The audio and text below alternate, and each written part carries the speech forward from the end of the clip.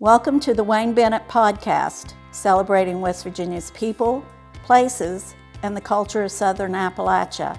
Now here's your host, Wayne Bennett. Welcome to Wayne Bennett's podcast. This is Wayne Bennett, and this is episode 63, and we've got Bob Bolen back talking with us. And Bob, glad to have you back. Appreciate you being here. Thank you, Wayne. It's my pleasure. And you started work at the Y in around 67. First of all, I'd like to kind of go back on the history a little bit with the Y. And they were talking about starting a Y, and they hired a guy named Harry Culp, and they brought him in from the north. He was up around northern Pennsylvania, New Jersey area, and he was a YMCA fellow, and correct me on some of this if I'm wrong. And they brought him in around 62, 63, 19. And the founding fathers of the YMCA was guys Charles Hodel, W.A. Stanley, who owned a water company, E.C. Mentor, Mr. and Mrs. Andrew Hogue, Dr. Broadus, Warren Thornhill, J.A. Blackburn, Okie Patterson, of course, Blackburn Patterson Realty, Nick Rahal Sr., Dr. Ross Daniel, J.A. Hunt, Dr. Tish and the family, Leslie Carter, Elmer Davis, and D.O. Means, that owned Means Lumber Company. And these people had enough foresight, and they wanted a YMCA in southern West Virginia, and they were willing to help. So they brought Harry Culp in, and I remember as a kid, the Armory was new at that time. That's where they started the Y, and they would open up on the weekends, and I lived just about a quarter of a mile away from there. And so boys, we go over, because the first few times you could go free, and they let you get in and out of the tanks, and then they'd take you in on the basketball court, and they had organized practices trying to teach you how to play basketball and different things like that. And then even they started offering classes, some during the week in some of the rooms at the Armory. And so they basically were running out of the Armory. And after 2 or 3 free times, then I think they charged $8 a year for kids. and I'm not sure that I bought a membership then, because I was playing midget league football and little league baseball and basketball for the school team. So I was pretty busy anyway. But I really got involved with the Y when I was in high school. But Harry Culp must have been a pretty remarkable person, because he got a lot of new things going, and he was a wrestling guy. A lot of people didn't know that, but he was a wrestling guy, and he came down here and he refereed a lot of high school wrestling matches, and he mentioned a wrestling program several times during the time he was working at the Y, and he actually offered a wrestling class at the Armory, but I don't think anybody ever came to it. But so he had a lot going. He wore a lot of hats, different hats, and one of his main responsibilities too was he was the head of the United Fund, which he had to raise money. And Y was one of the agencies at that time, which was a local agency, but that was a lot of work. And then Bob Micus came and helped Harry for about a year or so, and then Harry left. I think he went back up north. I think it was still YMCA oriented, but I'm not too sure exactly what happened. Well, then you started working with Bob, didn't you? Right. And so there was just 2 of you on the staff? Yes, that's right. And janitor, we did it all. Did it all. Did it all. Well, like I said, I remember in high school, I played in the high school basketball league, and plus, I mean, you guys, you had the buddy league. So you coached all-star teams. You played in the men's league. Yeah, I did. Yeah. You got good history behind you, Wayne. That's wonderful. Yes. And one of the things that you would really push was you got the tennis program going big time, did you? And yes. Tell us a little bit about that. Well, the city at the time was not utilizing their facilities. And I met with the mayor and talked with him, and we worked out an agreement, and we started a tennis program. Matter of fact, we had the state tennis tournament there at one time, and the pro, which was a player at Virginia Tech, and I can't remember his name, but he was a pro at Black Knight, and he played in the championship of the men's open division. And he played some other guy from, I can't remember, Wayne, from Charleston or somewhere, and it was a real knockdown drag out. I really enjoyed watching it. And a pro from, by the way, Virginia Tech brought their whole team up and played in it, yes. And it was a real good tournament, and it really grew, and it was kind of hard to get a court at the New River Park or Ewart Avenue. That's how big. But we started with the kids and got the kids all involved in it. Like Bill Baker's daughter, if I remember correctly, she was this young girl, 12, 13 years old. And we had a division for them. We didn't even put the results in the paper. And it made it interesting, and everybody just jumped in and started playing, and we taught tennis. So it turned out to be a pretty good program. And like a lot of things, when you get it going good, and then the city would nose back in, which was okay. It was all right. Well, I know Dave Barksdale and his wife had coached tennis some, and it might have been when the city took it back over. I'm not sure, but could have been. Yeah. But he was telling me that they had as many as 300 people involved, and I know some of the tournaments that you got, especially you're talking about that West Virginia tournament, but you had some local guys. Bob Brown played a lot, Joe Cook, Bucky Harkins, Doug Daniels, Ed Eckley, Dr. Jereza, Hondo Campbell. Y'all had leagues. And you played every once in a while you'd play other towns. We did. And I mean, that was that was remarkable. I got a good story to tell you. Bluefield. We invited their team over, and I can't remember the guy's name, but he played Sarver. Yeah. Oh, Wayne, you got the history. That's exactly who I was trying to come up with. And we invited them over, and we just beat them bad. And I put it in the paper. And they invited us over. And that's when I come acquainted with Virginia Tech's tennis team. Sauber, he was going to make sure we got blanked. He loaded we up. did. He said, now you go put this in the paper. And I said, that's your job. I'm at your place. So we talked about earlier, you had the Y, they actually moved to the Memorial Building in about 1964, so they didn't have to borrow the Armory, which, the Armory had other things going on. But who owns the Memorial Building? The county? The county. The county owns it. But you still had an old building, right. And so it was programs and volunteers that the Y depended on. I mean, you had to sell with programs, and I mean, basketball, of course, was the big draw at that time. And the one thing that the Y had over everybody else, it was kind of innovative in the country at that time, but you could lower the goals. And that was the breadwinner right there. Oh, it was. We couldn't lower them. We had to work on them. And we'd put the plywood up there to start with. And it was a lot of work. Yeah. But we brought the game to the kids.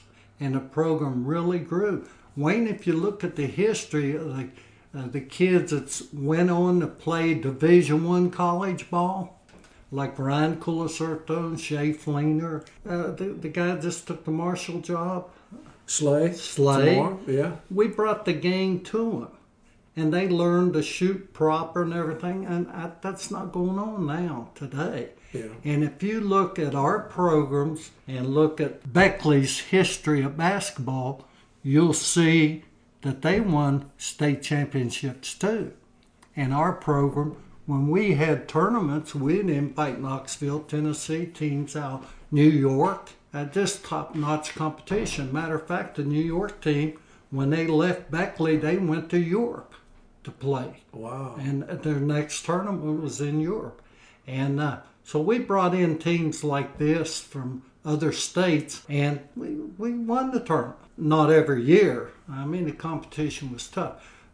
But our kids went on to Woodrow, and I can name you Division I players and keep going on and on and on. And I don't know any Division I players now. But there again, I think the Y was the backbone of the basketball in Beckley, West Virginia.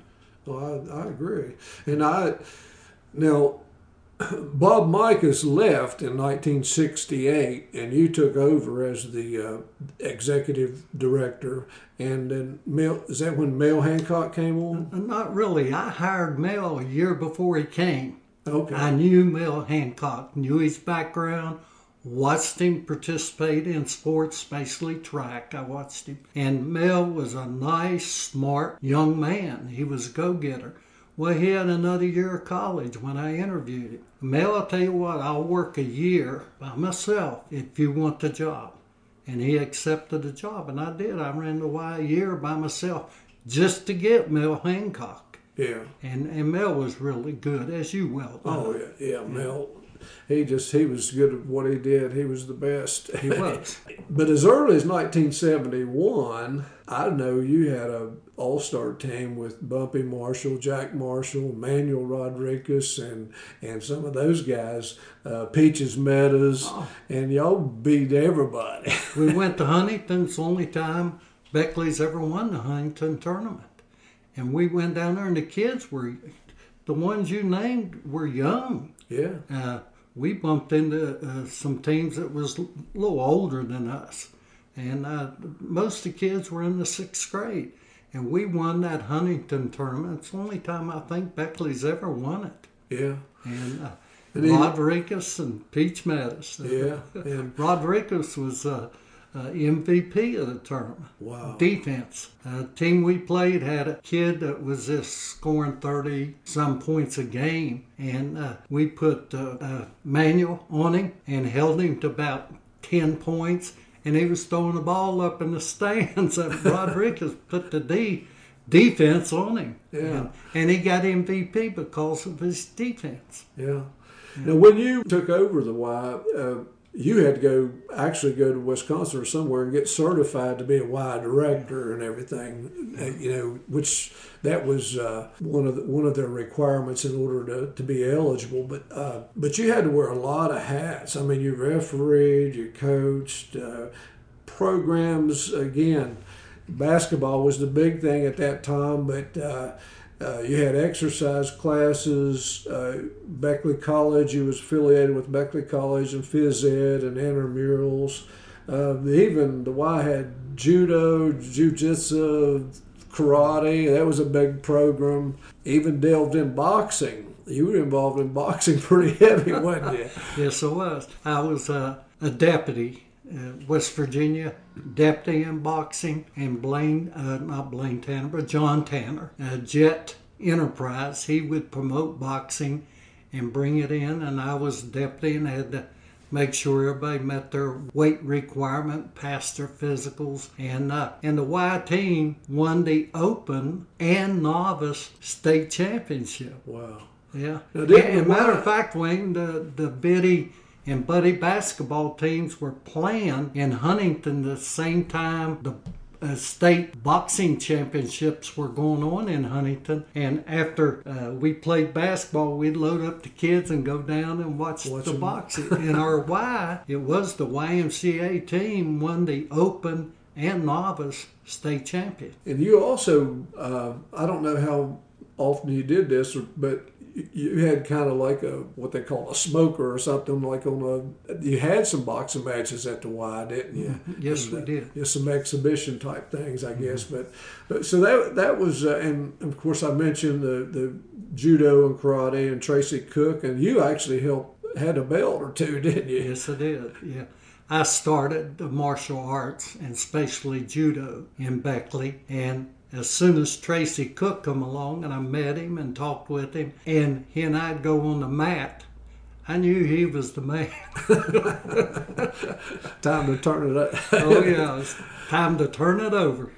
But you had, I can remember in high school, you guys would have a sock hop. And sometimes you'd have a band, sometimes you'd have a DJ. And of course, as high school people, we'd go and you'd have to take your shoes off because you didn't want to scratch up the floor. Well, I learned real quick you don't wear a real good pair of shoes up there because it might end up going somewhere. And you didn't wear a real nice jacket and lay it down either because people would kind of sort them out. Yeah. But it didn't take long to learn that. But that was, as a high school kids, we looked forward to that. I mean, we looked anytime they had a sock hop, it was full, and you made a little bit of money doing it. But you had even upholstery classes, cheerleading. I mean, the Y at the beginning, you guys at the end of the year used to have a picnic, a YMCA picnic, and sometimes you would honor the volunteers and the stuff that, during the year, and it was father-son sleep-ins. And I mean, and Richard Gerald talked with me in an interview a while back, and one of the things that he had mentioned, his dad had been paralyzed in the coal mines, and he couldn't get out as often, and Mel volunteered and was Richard's adoptive dad for the father-son sleep-ins and stuff, and things that he'll never forget, And but there was but it was programs, and when I got there in '77, it was still at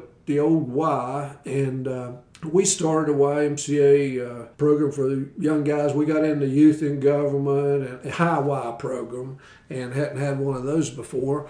And some of the guys I had was, now you look at them, Dr. Gary Poling and Darrell Poling and Rick Snuffer and some of those guys. I mean, at the time I didn't think they were all that smart, but man, they all ended up really successful, really good. Look what you did. It wasn't me. They were a lot smarter than I was, but they were something else. But then when we were at the old Y, we got a chance. When did you, I guess Mary Martha Merritt was board president somewhere in that era. And they started talking about building a new Y. And Beckley needed a new Y, not a memorial building, even though it was serving its purpose. It still did not physically draw people in. It was programs that drew people in. And who got that started? Actually, we brought in a professional from the National Y, and he did a survey, and he talked to the people, and he came back to the Y and said, couldn't happen. It just wasn't going to happen. Well, we were determined, and Lucy Hayes was board president, and Lucy would walk in. She didn't need an appointment to see the mayor or Warren Thornhill or any. She'd just walk in. I'd go with her, and she'd look at Lisbeth, the secretary, and said, I want to see Warren. And she didn't even sit down and wait. She just walked in his office. And she was really key. But the real key person that she knew was Warren Thornhill. You had to have Warren. And I was with her when I walked into Warren's office. And Warren was quite well aware of what the national man had said. And we had a year before all that happened to get our programs really lined up and going really good, which I thought our programs were, but we had to do some other things to get lined up. So in a year's time, then Lucy Hayes and I went to Warren Thornhill's office, and Warren was kind of shaky about it and didn't want to do it. Lucy Hayes says, well, Warren, we can make it with you, but if you don't do it, we're going to do it without you. And before we got to the Y, the phone was ringing. It was Warren Thornhill. He said, you can count me on board. That's the kind of person Lucy Hayes was. She just wasn't going to take no for an answer on anything that she did. And when Warren got on the program, it was there. That's the Thornhill. I really tried to push the name, the Thornhill family, YMCA. But Warren, he didn't want that. No, Yeah. he didn't. That was the kind of guy he was. And so you purchase the property, and Richard Kanakanui actually designed the Y, and Bob Kosnowski got him on board to build the Y. But there's still, when they started building it, there was still a money thing. You hadn't raised all the money. I remember as an employee, we looked forward to the new facility because it had just so much more to offer, not just programs, but I mean facility itself.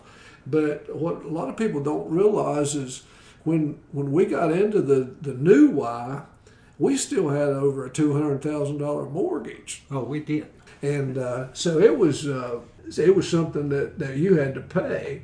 So not only did the Y have to put on some more staff when we got down at the new building, we were paying this mortgage, and people didn't realize it was tough, But we got to offer many more programs, and a swim program, the lessons, was a big key. We were still teaching swimming lessons at Maxwell Hill and the New River Park, which we'll talk about that in just a minute. But swim lessons all year round in the new that paid for the pool eventually, I'm sure. But everybody that was on the staff had to teach swimming sometime or another. Yeah. It was tough, and even in the summertime, where we at all the local pools teaching swimming, I can remember it'd be cold early in the morning, have to get in that pool and talk little kids in getting in that cold water. It was really tough, but it was amazing. Programs was the key to everything. If you had good programs, then my job become easy. Mm-hmm. And I have to say, I had a lot to do with raising the money, but without the programs, the money would have never happened. Yeah, that's true. And we, at the new Y, was able, we actually got a gymnastics program started, kept the old facility. Daycare, my wife was part of that, we really took off. We were able to offer more camps and more clinics. We had a wrestling program, which we did most of that in the schools around the Y. Something that I learned a lot about. We got a pretty big weightlifting program going too. We had the state high school championships. We had the national YMCA. Man, those guys came in from everywhere, and they were hosses. Man, I mean, they were something else to look at. But one of the buddy basketball, I think it might have been the first year that we had it down at the new Y, but all these teams were coming in, some of them from North Carolina and stuff, and it snowed. It was the first weekend of March, and it snowed. Do you remember that? Do I ever? I could not believe the snow. That might have been the biggest snow we ever had. Oh, my God. And a lot of these people from South didn't have no snow tires, nothing. And, I mean, we're there on East Main Street. Of course, you couldn't go up the hill even if you wanted to because it was one way, but you couldn't go uphill anyway. And people couldn't even get out of the parking lot. And some guy come down there in a wreck truck, was pulling the tow truck. He was pulling people out, and he sold about 20 or 30 sets of chains that day. And he was putting them on. He made all kinds of money. Oh.